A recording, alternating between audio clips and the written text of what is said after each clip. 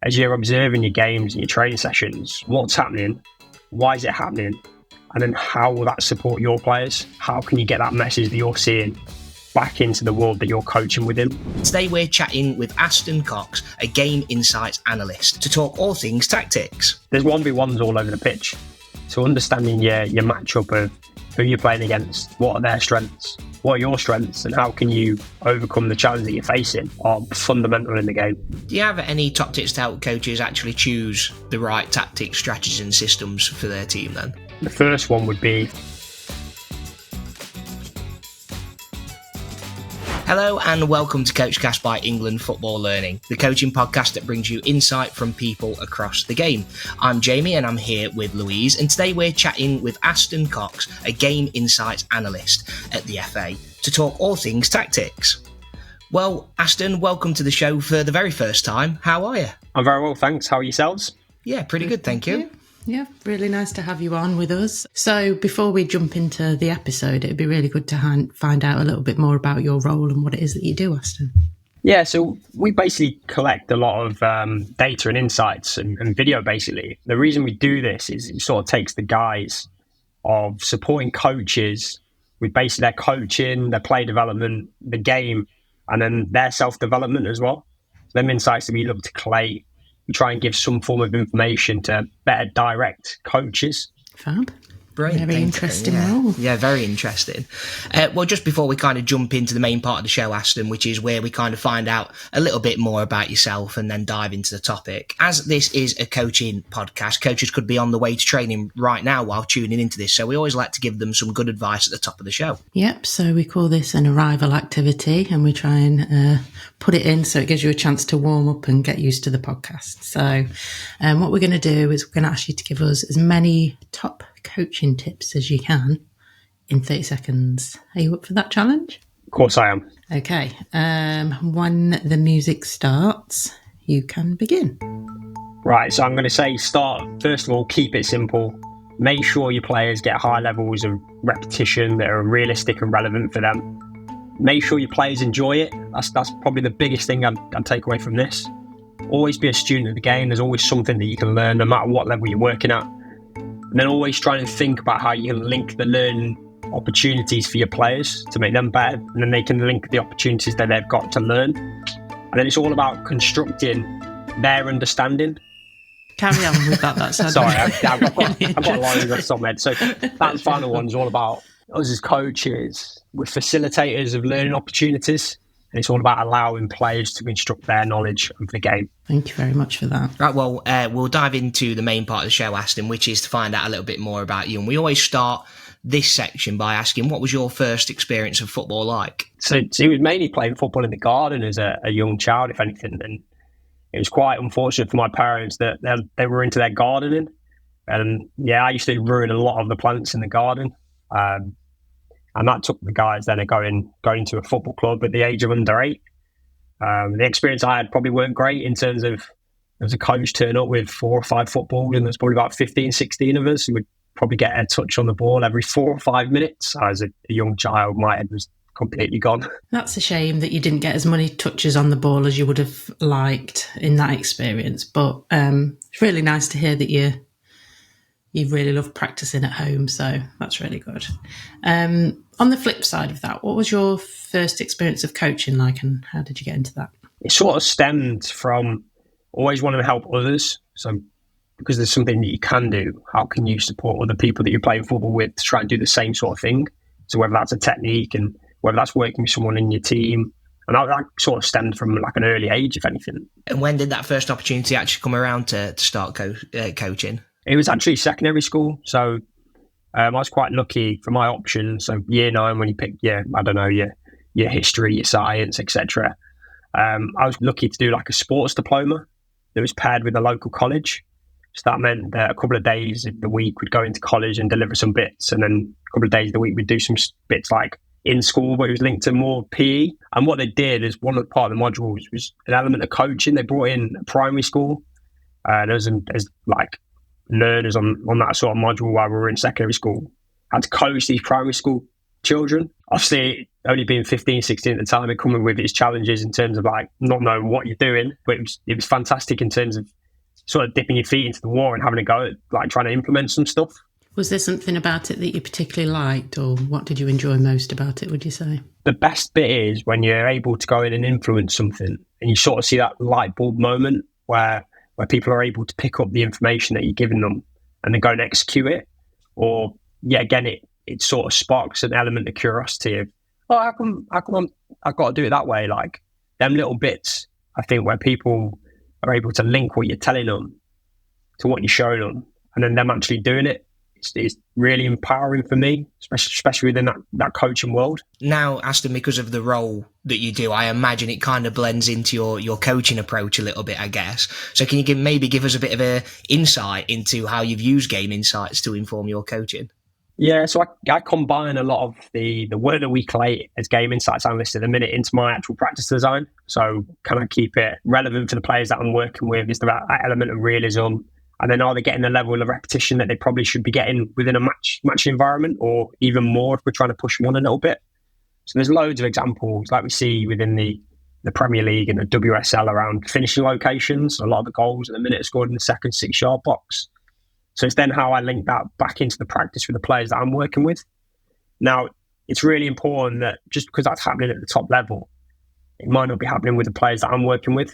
So it's almost having that understanding of what it looks like here, and then how I can support the players I'm working with to make it real for them. Yeah, I suppose also just going back to your first experience of football yourself, where you say not getting too many touches of the ball, and taking it that you use insight to make sure that players are getting the amount of touches that they actually need.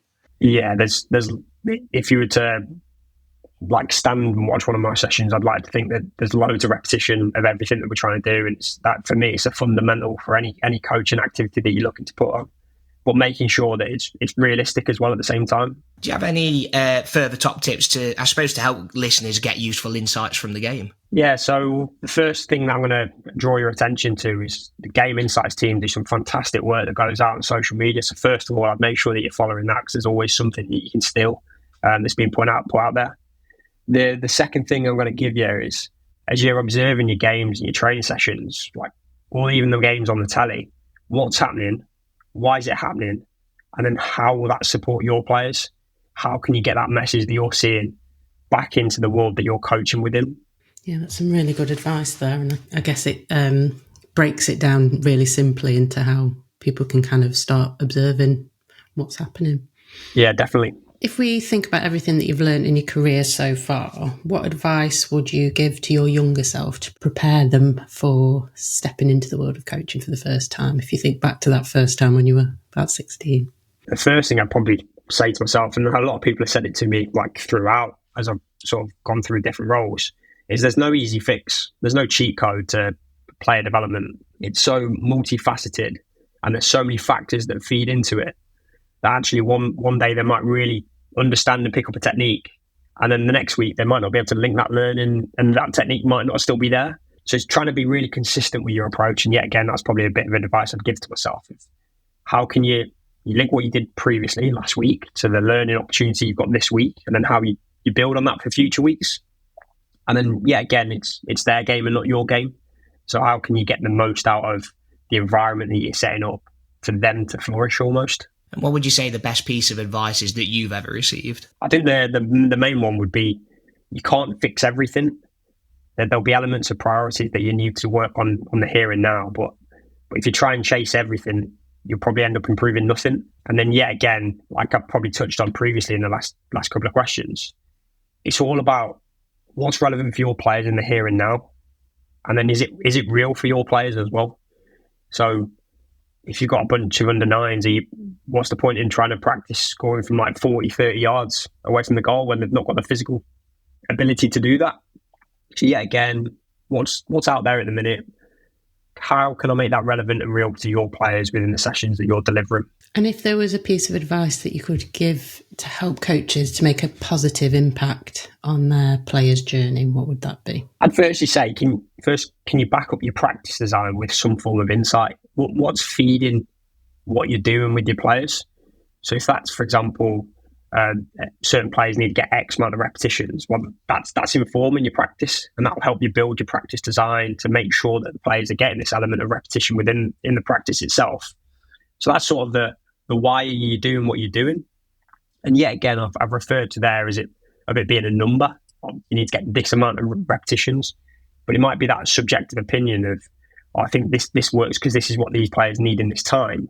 Or it might even just be player feedback. Oh, I really enjoyed that session last week. I'll tell you what, why don't we replicate it and do it again? We'll just add a different spin on it. There's loads of things that you can sort of pick up still from others and utilise in your own practice. Brilliant. Well, now, Aston, today we wanted to get a little bit more of, I suppose, an introduction to tactics is the main theme of today. So to start us off, what's the difference between tactics, systems and strategies, and why are they important? I like to break it down into looking at systems first. So systems is basically where you're going to deploy your players, basically. So an example of this could be a 1-4-3-3. We then break it down into like the strategies, which is probably like a general approach of what you're trying to go after with your team and the objectives you're trying to achieve in that match. So this might take into consideration what your strengths are, what your weaknesses are as a team. And then some of you might be able to look at what the opposition do and then tailor around what you're trying to go after. So for example, a strategy for me might be looking to win the ball high with a press. And then we lead into a tactic, which is more of the specific plan that you're going after and the actions you're trying to employ, or the team are trying to employ with the individuals you've got in the team. And this might be more of around a certain pressing strategy. So we've looked at one earlier where we were looking at the wide player looks to press centre half, and then our fullback's looking to press another fullback or the opposition's fullback. So that for me would be an example of a tactic. What level of understanding do coaches need for this kind of stuff? So, for example, what do coaches need to know if they're working with under sevens compared to working with adults? Like, what's the difference? The first one would be if I was working with a younger age group, can I keep it simple and can I make it suitable for my players to understand it? What I mean by this is how can you connect it to their world? So some of the players that I was coaching previously, a little bit older than under 9, 15, 16s, they were playing a certain video game, as daft as it sounds. And the way I sort of linked the press that we were working on was sort of to their reality. So they're playing this game and apparently the circle gets smaller. And if you're not in the circle, you lose the game, basically. So it's basically saying, what's the circle doing then? It's getting smaller. Okay. What's the circle forcing you to do? Get closer to people. So it straight away links to their reality, their world, and how we're looking to press. So that would be the important thing for me there. When you get to the older age groups, I think it might be important to understand or explain to your players why they're doing certain things, so they're sort of on board with the concept. So if we look at any form of pressing, so the first person that presses might not win the ball. So they might be going, why am I looking to press this player if I'm not going to get close enough to win the ball? So you might have to explain that bit of detail about if you go and press the centre half, it's forcing their option and their pass somewhere else. And we're going to win the ball potentially on the second or third pass. So that extra detail allows them to keep on board with your tactic, strategy and system that you're looking to implement. Yeah, I can see that's really important to get everybody on the same page and kind of understanding why everybody's doing what they're doing. Yeah, definitely. Do you have any top tips to help coaches actually choose the right tactics, strategies and systems for their team then? I think understanding your players is going to be really important. So, for example, if they're going through significant growth at the minute, then they might not be able to sprint as quick as they used to. So the pressing strategy might be completely different that you look to implement in that time. So understanding the physical capabilities of your players and the technical and tactical understanding will then implement the detail and the way that you look to use a pressing strategy. I'm talking about pressing a lot here, but there's loads of different ways that you might look to do this. So it might be in possession. If you've got people that are really good on the ball, then you're going to try and utilize that within your tactic and your strategy and your system that you look to implement. How do you like your team to play for your own preference? I'm one of these, I love driving the out of possession stuff. So it's how can we look to press high? How can we look to force one way? How can we look to win the ball high? That's something that I feel is really important for my team. And then the in possession stuff, I think you see it a lot at the minute. How can we make loads of passes? How we can make short passes? And then almost inviting the opposition to press us to then play in the spaces that's left, whether that be playing over, around, or through the opposition. Can you maybe talk us through some different examples of tactics, strategies and systems that teams can use? And I think this is probably the point where we're going to show a few video examples here if you've got some clips, Aston. And for anyone that's listening to this episode is on YouTube, so you can head over to there to check out what Aston is actually going to walk and talk us through. But we obviously will do our absolute best to explain it for anyone that's choosing to listen rather than watching YouTube, of course. Right, we'll dive in. So we've got an example here, and we are looking at the out of possession, linking back to what I've just said about my team looking to high press and win the ball high. We've got Liverpool versus Norwich in the FA Cup. I've illustrated a few bits. I'm going to try my best to talk through the information that we've got on the screen and what we're trying to look at.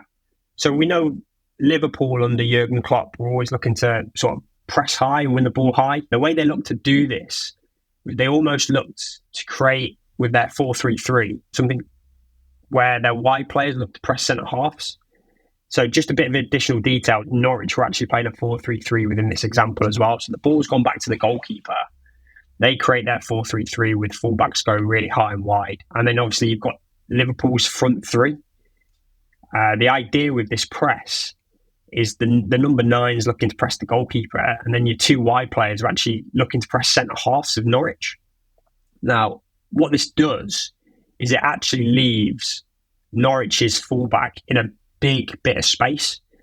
So I like to refer to this as making play predictable. So when you see this image on the screen, with the amount of space that the fullback's in, you're almost going, the next pass that Norwich are going to play is into the fullback. So because we've made play predictable now, or Liverpool have made play predictable, what it allows them to do is it allows them to press the next pass. So this pressing strategy, as I've just touched on, the wide players will look to press Norwich's centre half. The number 9 will look to press the goalkeeper. The midfield players will all look to lock on to Norwich's midfield players. So it becomes like a 3v3 in midfield. But what it does is it allows Liverpool's fullback to actually jump onto Norwich's fullback in all that space.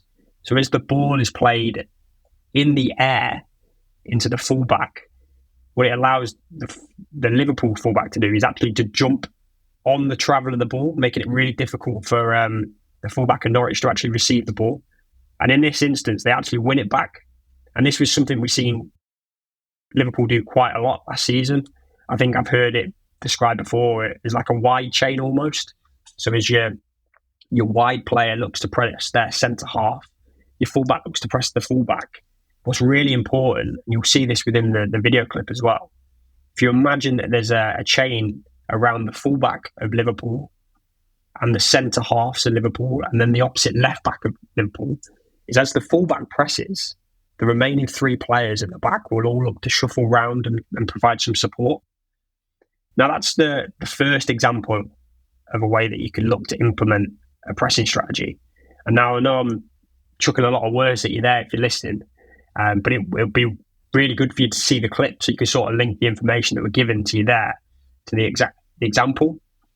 The next example we've got is England versus Finland. So like we see in England, have actually set up out of possession in a 4-4-2 with their wide players coming quite narrow. And then on the flip side to that, Finland, again, it looks a little bit like a 4-3-3, but their fullbacks have gone really high and wide, almost into winger positions.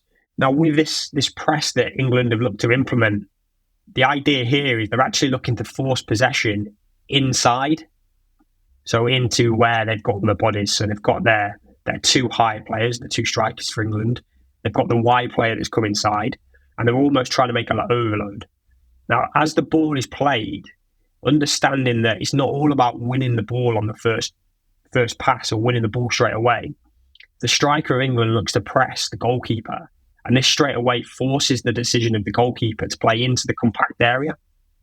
Now, understanding this, the next option, because there's someone really tight onto the centre mid that's receiving the ball from the goalkeeper, the next option is to go back into a centre half. Yet again, it's all about making play predictable.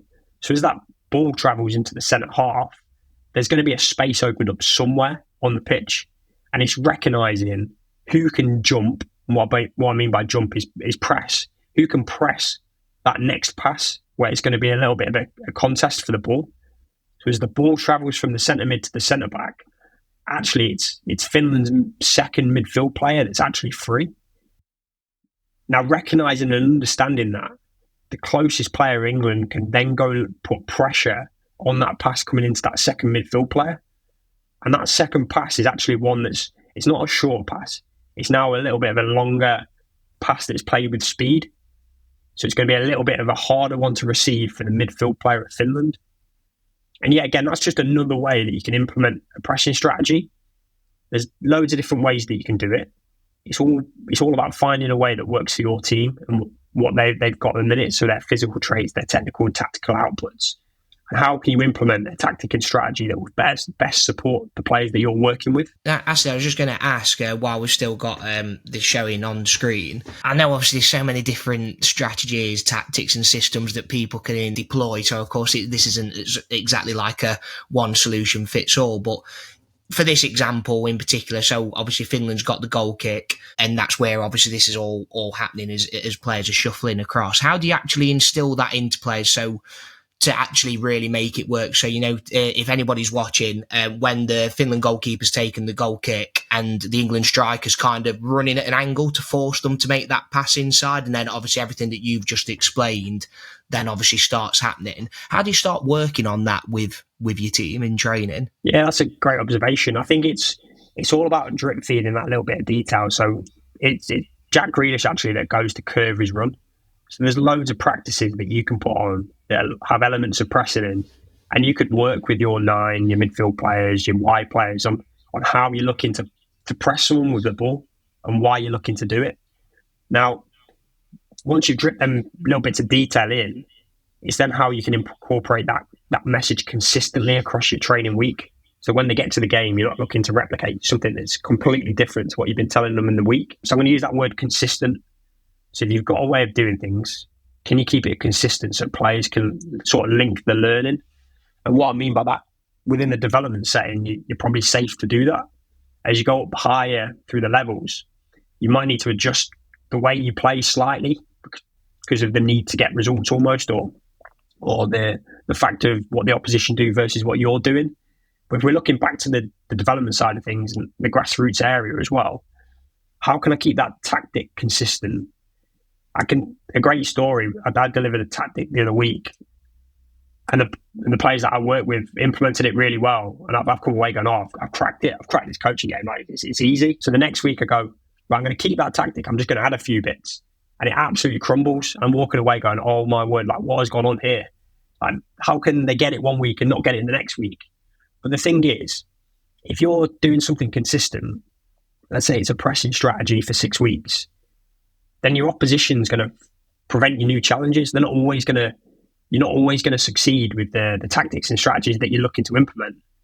But within this development setting, it's allowing players to link the opportunities to learn from week 1 to week 2, to week 3, where it might all look different because they're different opposition you're playing.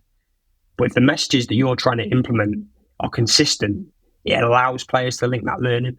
So they'll understand that, this press didn't work because the opposition played a different shape. And it's all about constructing that knowledge for your players instead of you being on the side and understanding it and seeing the game and having that tactical knowledge and trying to show that to the players. But yeah, again, it's their game. Let them try and work out what you're trying to implement, but keep the messages consistent for them to be able to link it back to the learning offer that you're trying to give to the players. Yeah, so is it just important to be patient realistically, like whenever it is actually that you're giving these sort of, I suppose, cues and looking for triggers, it's just being, patient with it. So it's not going to happen overnight. Yeah, definitely. And we'd be silly to think that if we can just tell someone what we need them to do and them to pick it up and do it straight away, when we know, for example, in a game, there's so many different factors that are changing every time a player receives the ball in different areas. What's the expectation when for example, the opposition are receiving deeper compared to receiving it higher? So there's so many different factors. When do you start trying to instill some of this information? Like, I'm not saying there's a right or wrong answer here, but what's the earliest that this sort of information should kind of be given to players? See, I don't see a problem under 9s, under 10s, but it's the way it's given. So straight away, I'm not going to be giving an under 9 all this detail about pressing strategies. It might be the terminology and the language that I use. So it might be, can you press the closest player? So straight away then, that message for that under 9, under 10, they know that the closest player with the ball, that they go and press. And then it might be the next message for the player behind going, well, who is the next player that they might pass to? Can you go and press them? So all of a sudden, the language and the terminology and what I'm trying to implement is really like simple and easy to pick up. Where if I start going in with loads of detail, it just, they're not going to understand it. Do you have any like go-to simple tips to help players develop tactical awareness and the understanding of the roles without actually complicating things for them? The first thing I'd look to try and implement is can my players get in a position where they can do 1.5 jobs? And people are like, well, what do you mean by 1.5 jobs? So what I'm basically saying is, if the ball goes to a player, can you press them? Or if the ball goes to another player, can you actually press them as well? So you've always got 2 opportunities to go and do 2 jobs. That'd be the first thing I'd say. Because straight away then you've got players going, okay, but I know I can press that one. And actually, I might be able to press that one as well. So depending on the situation, the decision's in their court of what they try and go after. And yeah, again, you implement that on a team basis. So if you go and press, let's say, the fullback, what does the player next to you do? Oh, I'll tell you what, I can press the midfield player that's closest to you. Or I could go and press the forward. So they've always got 2 options potentially on the pitch that they can go and look to press. Are there any simple drills or practices that coaches can use to work on tactics with their players? Yeah, so you see a lot of people look to use like phases almost and like walkthroughs of what you're trying to implement. They're important. I sometimes use them in like a match day warm-up just so I try and gauge where the players are and whether they understand the information that I've given to them. The only downfall to using a phase is how many times you actually get the repetition of actually looking to get a press, and sometimes you might have to manipulate it to actually get out what you're trying to get out within the actual session itself. I'm a big fan of almost like small-sided practices, so they get loads of repetition and pressing and getting it wrong and getting it right, and yet again they've got opportunities of going in the press and then also covering behind the ball, so you've got that cover and balance that's going on at the same time.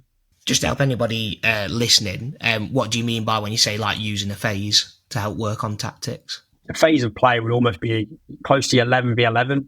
You're not going to have 22 players on a match day, so you're going to struggle in terms of doing a phase on a match day. So I almost split that up into 2. So I almost go your defensive unit versus your front unit. So this would be done on, let's say, a third of a pitch, with the defenders looking to progress over that third by making passes, dribbling, receiving beyond that third. And my front unit would be looking to almost press and win it in that third. So yet again, you might walk through it. So this is where I want you to go and press. This is where I want you to move across to. And then you almost give them 6 balls to actually have a go at it. So the back unit will look to try and play out, while my front unit are actually looking to lock the press. And it just gives you an opportunity before you go into the game of trying to fix and manipulate a few bits, just so the players that are in it understand what you're sort of going after, and they're sort of showing you at the same time their understanding of what you've asked. Is that sort of the best way or your go-to way to effectively like simulate game situations to kind of reinforce tactical ideas? Yeah, it's one of the ways that I'd look to implement it. It's probably my most favourite way is probably a small-sided practice, just because they've got that element of high repetition, they've got loads of ball contacts going on. Sometimes feel like if you're using a form of phase of play to coach out the key bits of tactics and strategies, not everyone's going to get them high levels of touches on the ball that I touched on earlier in the on the podcast, where me as a player would be really important in terms of getting loads of touches before I play or in training. So that's sometimes the downfall of using almost that phase of play versus a small-sided practice. Aston, do you have any other top tips that, you know, can really help coaches in training work on tactics? So it's almost recognising your realistic matchups within sessions as well. So we know 9 times out of 10 within pressing scenarios, you're probably underloaded. So the opposition have got more players than you've got pressing. So a lot of the practice designs may need to factor in that it's sometimes 5v3. So what I mean by 5 versus 3 is the 5 might be the goalkeeper, the back 4, and they're the ones that are looking to play out. And your pressing unit might be, like we've just touched on within them clips, it might be the front 3. they're looking to lock that press. So yeah, again, that makes it really real for them front three players of what they're experiencing on match day. If you start to add more players that are pressing in that, it becomes a little bit unrealistic and it doesn't feel like the game almost. And then I'd almost say, like, you see a lot of practices that will always start from a goal kick. And we know some of the work that we've collected within Game Insights again, not every start or restart starts from a goal kick, or not every press starts from a goal kick. There might be times when the ball starts from a throw in. It might be a transitional moment where you've given an extra ball almost once the ball's gone out and they have to react to it. So to almost be looking at your starting positions within your practice and going, does it look and feel like the game? Are you giving players realistic and relevant opportunities to go and press in the same way that they're seeing their match environment? Recently, we did an episode with Matt Jones on individual tactics, and listeners and anyone watching this, please do go and check that out if you haven't already. And it's kind of just made me think, how important are individual sort of like 1v1 tactics in ensuring that the wider tactics of the whole team are actually successful? There's 1v1s all over the pitch. So understanding your matchup of who you're playing against, what are their strengths, what are your strengths, and how can you overcome the challenge that you're facing are fundamental in the game. But it's almost recognising that, okay, in your 1v1, you might not win the ball in that 1v1, but you might be implementing or encouraging the next 1v1 or forcing it in a certain way where the next 1v1 will actually win the ball. So it's almost understanding your role. What's my role in my 1v1? How can I overcome it? And then how can I make my mate's 1v1 easier for him to win or her to win that ball? That's something I probably look to implement or make sure that you consider when you any tactic and strategy, how are you looking to overcome the opposition that you're playing? Is there a way that you'd actually work on individual tactics though? Like, I know you've kind of mentioned what you might say to them. Is there any kind of practices that you'd give them to help them link that approach that you want the team to use? The couple of ways I've done it is I've sort of like built a session up. And what I mean by that is you might actually start with some like a 1v1 defending practice where they're getting loads of repetition of 1v1 defending. And then the next part of that training day or training session, you then look to increase the numbers. So it might become then like a 4v4 and they're looking to win the ball as a 4 and then ramp that up to, it might be 11v11 if you've got the luxury of having the players, or it might be that 5 versus 3 to make a realistic pressing environment. But it's almost then going, right, this is what you were doing on your own in a certain way to force play one way, try and pinch the ball when we can. This is how it then links to your unit, so your 4v4, your 3v3, and then this is how it might link to the team environment. And that's just done by the design of the practice, almost by streaming from a 1v1 to a 3v3 to a 5v3 or whatever that looks like towards the end of the practice almost. Sounds a really useful way of kind of making it make sense to people and just kind of keep building up what the context is. Because then you're understanding how your role then impacts the next 1v1 that's on a little bit of a bigger scale. Yeah, brilliant. Yeah, absolutely. No, really good tip there. And thinking about the 1v1s, how important is it to, I suppose, just like making sure that in those 1v1s that your players are actually getting to experience playing against other players realistically in that? Because, of course, it's all well and good that we've got our own strategies that, and systems and tactics that we want to actually put out on the match day, but especially in grassroots when you haven't necessarily got the opposition analysis, for instance, and therefore know how they're going to play, it's quite useful, or is it, should I say, quite useful for players to play against others so that other individual tactics can come out and they know how to play against them, I suppose. Yeah, definitely. Like, for example, you're going to have, within a team, you're going to have so many different individuals. They've got different strengths, different areas to improve. It's how you find the fine balance of putting pairs together almost that's going to impact the player in a certain way. So you might get someone that's really athletic and fast on the ball in a pair against someone that needs to work on the 1v1 defending. And straight away, that's going to open them up to a whole heap of challenges within that 1v1. But then the next round, you might give them someone, like, for example, another defender that's probably not, I'm not referring to all defenders not being good on the ball, by the way, but might not be as good as on the ball as like a forward player that gets loads of it in the 1v1 attacking situations. So then again, that opens them up to another exposure and another battle that's completely different to the athletic 1v1 that they've just had. And then it's how they link them. Okay, because this player is fast, I might need to stay off a little bit to give him a little bit of space. or this player struggles with their first touch, you might need to get a little bit tighter and try and pinch that ball on the front foot a little bit more. So there's loads of opportunities that you can utilize within your session design, your practice design, of how you link people together to bring out strengths and areas of development within player development. I guess that's why it's really important to allow people to try in lots of different positions as well, because all of a sudden one combination might just click really well that you weren't expecting. Or yeah, that's another great point. And then the other thing is as well is it's how many positions you actually give players. So I'm probably one of these where on a match day I'd probably not give a player more than 2 positions, just because of the variety in what they need to do within them certain roles within the positions.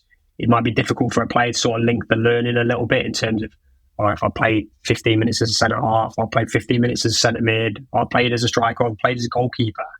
Where if you could do 2 positions almost, they get a reality of, right, this is my role as a wide player. Oh, and I'm getting the understanding of what the centre mid needs to do here. So I totally agree around giving players exposure to different positions, but just being careful about how many you give them on certain match days. Yeah, absolutely. I guess more in practice, maybe it like when you're kind of in the practice sessions, that's probably a really good time to try stuff out. Yeah, definitely. Looking back at everything we've discussed then, Aston, can you summarise maybe the key top tips that you would want coaches to take away from this episode? Yeah, so I'm going to go with, first of all, like, make it simple and easy to follow. That's going to be my first one. Be consistent with your messaging, and then just understand that your tactic and strategy or system is not always going to work, and that is fine. There would be my 3. Brilliant. And if you were to, for any coaches who are listening and they want to start kind of implementing some of this, what would be the first step you'd suggest that they'd go away and do? I'd almost find a tactic or strategy that might suit their players that they've got at their current time. And then can you look to use that consistently for the 6 weeks to allow them players to link the opportunities to learn and then build upon that knowledge that they've constructed themselves. And then after that, you might want to tweak and adjust it after the 6 weeks, depending on what the 6 weeks has given you. But the idea is that 6 weeks stays as a consistent thing for your players. Is there a specific place you'd go and look as like someone who's new to this for strategies and tactics to try out? We do a few breakdowns on social media around tactics and strategies, and this might look at some of the stuff that's played out over the weekend or in the WSL, the Premier League, or some of the international teams, or even the FA Cup, for example. So there is some stuff that goes out on socials around certain ways teams have looked to play. As you look at this stuff, yeah, it's good to expand your tactical understanding, but then it's almost taking it back to your players and making it real for them. So if you've seen a certain press on the telly, your players might not be able to implement that at the minute, but there might be some key principles within that you can get across and make it real for them. Yeah, brilliant. Right, well, we are coming up to the end of the show now, Aston, but that does mean it is time for our Swift session feature. Yep, so it's another challenge, and this one we're going to ask you to explain a session idea to us in 30 seconds. It's a bit tricky, but it's a nice way to end the show. Are you up for the challenge? I certainly am, but you could get anything here. I've got a few practices, whether I can get them across to you in 30 seconds without a tactics board or a moving image. I'll do my best. Well, we'll just give it a go and we'll see where we get to. Okay, once the music starts, you can begin. Right, picture this. You've got a 30 by 20 that's split up into 3, so there's 3 areas. You've got 3 teams. You're going to have a team in each area. The idea is the middle team are going to be the team that looks to press the outside teams. The idea is for the 2 other teams is you need to make 3 passes and transfer it to the other team on the outside of the box. Like I've just said, 2 players from the middle square or middle rectangle will look to press the outside players to win the ball back. If they do, they transfer the ball and the team in the middle swap over with the team that have lost the ball. Perfect. Pretty much bang on time there. Smash that probably one a out. couple of seconds to spare. Is there anything else you'd like to add to that to kind of give it any more context, or do you feel happy with that? To be fair, there's loads you can add to it. It's a practice that you can do in possession or out of possession. I'd probably replicate this 2 or 3 times a week, and then I'd almost do it for 2 weeks on the bounce, so players can have a go at in possession and I can get more technical points out for in possession. And then on the flip side of that, I can do the same with the out of possession work. And if anything, it's like halved my planning. around trying to design something. I've got something that I can use for multiple things. Brilliant. Yeah, that was a fantastic session and a fantastic top tip as well, like just being able to reuse it as well. So, yeah, I like that. Well, thank you very much for your time, Aston. Hopefully you've enjoyed being on Coachcast for the first time. And yeah, it was a really good introduction to quite a detailed topic, but yeah, very interesting one. So thank you very much. I've thoroughly enjoyed it. Thanks, guys, for having me. Anytime. Right, that's all we have time for today, but don't forget to check out the description for the transcription of this episode and for all the links to our platforms. There you'll be able to click through to the England football community, and this is where you can post your coaching questions for us to discuss on the podcast, or just simply to connect with loads of wonderful coaches. Yep, we'd love to help you out with your coaching questions, so please do check it out. We'll be back soon with another episode of Coachcast, so if you haven't already, hit subscribe to make sure you don't miss an episode. From all of us, England Football Learning, thanks for listening.